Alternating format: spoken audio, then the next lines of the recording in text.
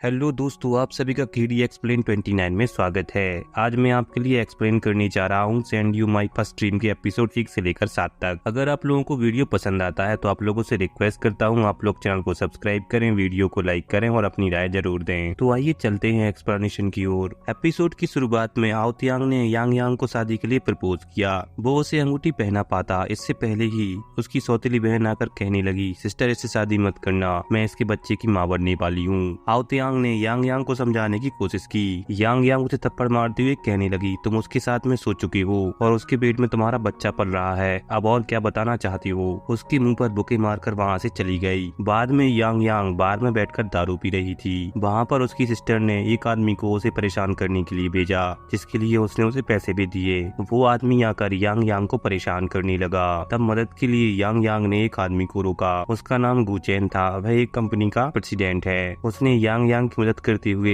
उस आदमी की उंगली मोड़ दी। जैसे ही उसने पूछा आप ठीक तो हैं, तो हमारी हीरोइन ने तो सीधा उसे किसी कर लिया। वो उसे अपने साथ घर ले गया तो वहाँ पर यांग यांग उसके साथ में जबरदस्ती करते हुए उसे बेड पर ले गई और उसके साथ में क्वालिटी टाइम स्पेंड किया। सुबह उठते ही वो अपने और गुचेन के कपड़े उतरे हुए देखती है। तब वह सोचने लगी कि कल रात मैंने बहुत गड़बड़ कर दी। उसने जल्दी से अपने कपड़े पहने और जूते उठाकर वहाँ से जाने लगी। गुचेन उसे रोकते हुए कहने लगा, कहाँ चली। यांग यांग उससे कहने लगी, एक रात के कितने हुए। गुचेन कहने लगा, तुम मुझे क्या समझ रही हो, तो मैं फिर तुम्हें कंपनसेशन कैसे दूं? अगर तुमने सारी रात मेरे साथ स्पेंड की है तो तुम्हें रिस्पॉन्सिबिलिटी भी लेनी होगी। गुचेन ने उसके साथ में कॉन्ट्रैक्ट मैरिज कर ली। वहाँ यांग यांग सोचने लगी, कैसा आदमी है ये, इसने तो जैसी शादी ड्रामाज में होती है मेरी शादी कर ली मेरे साथ में। गुचेन उससे कहने लगा, क्या सोच रही हो? कुछ नहीं, मेरे पेट में दर्द हो रहा है, मैं अभी टॉयलेट कर आती हूँ, और वहाँ से चली गई। फिर वो एक कंपनी में इंटरव्यू देने के लिए पहुंची। वहाँ पर गुचेन से टकरा गई। वह कहने लगी, तुम यहाँ पर भी आ गए। वो उसे पास खींचकर कह रही है, तुम जैसे गोरे हैंडसम लड़के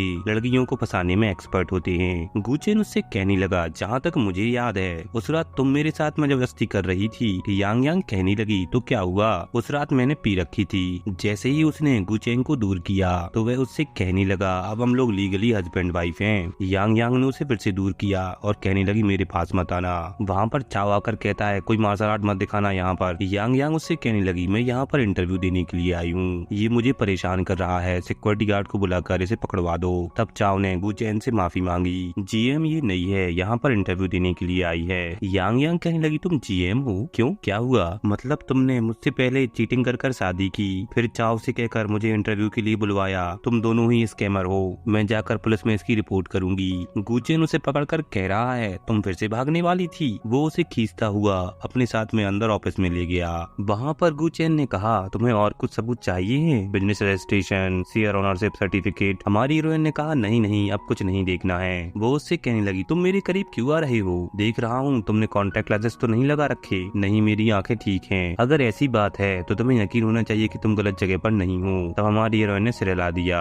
गुचेन ने कहा, तुम्हारा माइंड स्मार्ट नहीं है। यांग यांग मुंह बनाकर कहने लगी, केवल तुम्हारा ही दिमाग स्मार्ट है। यांग यांग उससे कहती है, हम लोग हमारे रिश्ते को सीक्रेट रखें, यही हमारे लिए अच्छा होगा। अरे मैं तो ये भूल ही गई थी कि मैं यहाँ पर इंटरव्यू देने के लिए आई थी, क्या अब तुम मुझे फेल कर दोगे? गुचेन कहने लगा, क्लरिकल स्टाफ के लिए तो वैकेंसीज फुल हो गई हैं, लेकिन जीएम की सेक्रेटरी की पोस्ट खाली है। अगर तुम इंटरेस्टेड हो तो जाकर चाव से मिल लो। फिर तुरंत ही उससे मिलने के लिए चली गई। जैसे ही यांग यांग अपनी सीट पर पहुँचती है, उसके कलीग्स पूछने लगे, अभी अभी डोर पर क्या हुआ था? क्या जीएम तुम्हारा पर्सनल इंटरव्यू ले रही थी? एक कलीग कहने लगा, मुझे तो लग रहा है जीएम चाव के साथ मिलकर यांग यांग को टॉर्चर कर रहा था। दूसरी कलीग कहने लगी, अरे वाह, ये तो ड्रामा की तरह हो रहा है, पहले जीएम परेशान कर रहा है, फिर उसे इससे प्यार हो जाएगा। काश मुझे भी ऐसा ही टॉर्चर करने वाला एक जीएम मिल जाए। उसके कलीग कहने लगे, ऐसे स्टूपिड ड्रामा देखना बंद कर दो, चलो हम लोग काम करते हैं। कुछ देर के बाद में एक आदमी यांग यांग के लिए फ्लावर लेकर आया। यांग यांग उन्हें लेते हुए कहने लगी, आखिर ये किसने भेजे होंगे? उसके कलीग भी फ्लावर्स को देखकर बड़े खुश हुए।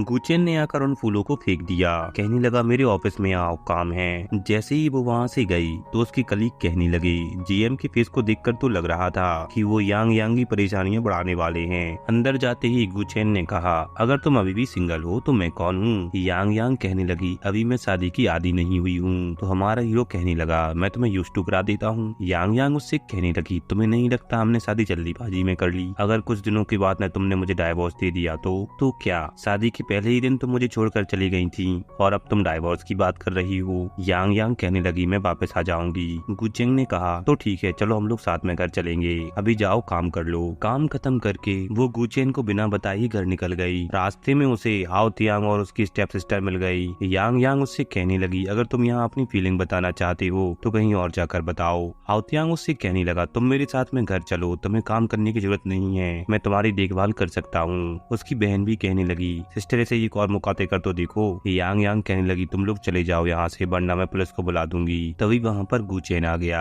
हाओ तियांग पूछने लगा ये कौन है। यांग यांग कहने लगी ये मेरा बॉयफ्रेंड है। उसकी बहन कहती है एक कंपनी का जीएम कब से तुम्हारा बॉयफ्रेंड बन गया। यांग यांग ने कुछ नहीं कहा, वह तो वहाँ से चली गई। जाते हुए यांग यांग ने कहा पहला प्यार तो कुछ नहीं, तुम तो मेरे पहले हस्बैंड हो। पहला हस्बैंड मतलब तुम्हें कितने पति चाहिए हैं। गुचेन कहने लगा तुम अपना वादा याद करो, तुमने कहा था कि साथ में घर चलोगी। वो पुल पकड़कर कहने लगी मुझे स्ट्रेंज प्लेस पर नींद नहीं आती है। हमारे हीरो ने कहा तो कोई बात नहीं, तुम्हारे घर पर चलते हैं। वो उसे अपने साथ ले जाने लगा।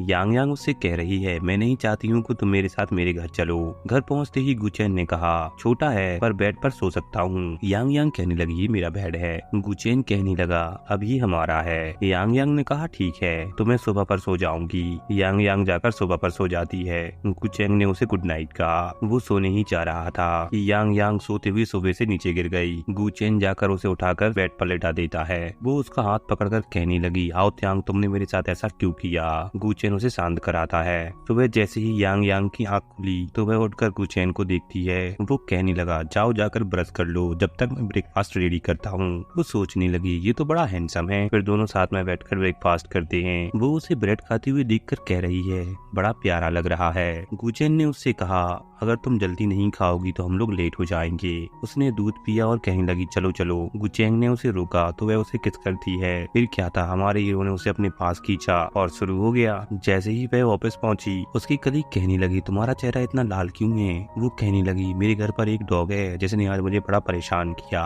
तभी गुचेन ने उसे ऑफिस में बुला लिया। जैसे ही वह अंदर गई तो उसने अपने पास बैठा लिया। वो उससे दूर जाकर कहने लगी ये घर नहीं है ऑफिस है। गुचेन कहने लगा तो तुम हम लोग का रिश्ता पब्लिक क्यों नहीं कर देती।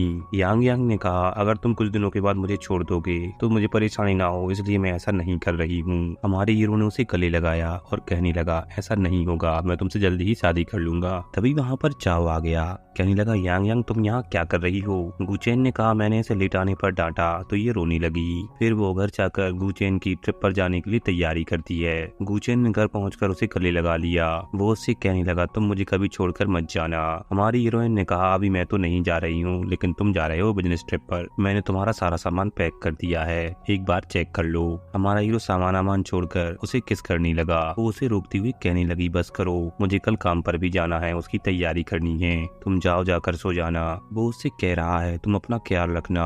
हमारी हीरोइन ने कहा हाँ हाँ मैं इस चीज की आदी हूँ, कई लंबे समय से अकेली रह रही हूँ। उसकी जाती ही यांग यांग सोच रही है मुझे ऐसा लग रहा है जैसे मुझे इससे प्यार हो गया है। बाद में यांग यांग को उसकी बहन ने बताया गू फैमिली ने एक पार्टी रखी है। कैसी पार्टी। अरे वाह तुम्हारे बॉयफ्रेंड ने तुम्हें नहीं बताया। उसकी सिस्टर मीचू बिजनेस वर्ल्ड में बड़ी ही फेमस है, उसके लिए पार्टी रखी गई है। वो भी तुम्हारी तरह ही आदमियों को सेड्यूस करती होगी, पर लोग बाग उसे सीरियसली नहीं लेते होंगे। ये कहते हुए वहाँ से चली गई। इसी के साथ में ये एपिसोड यहाँ पर ही खत्म हो जाती है।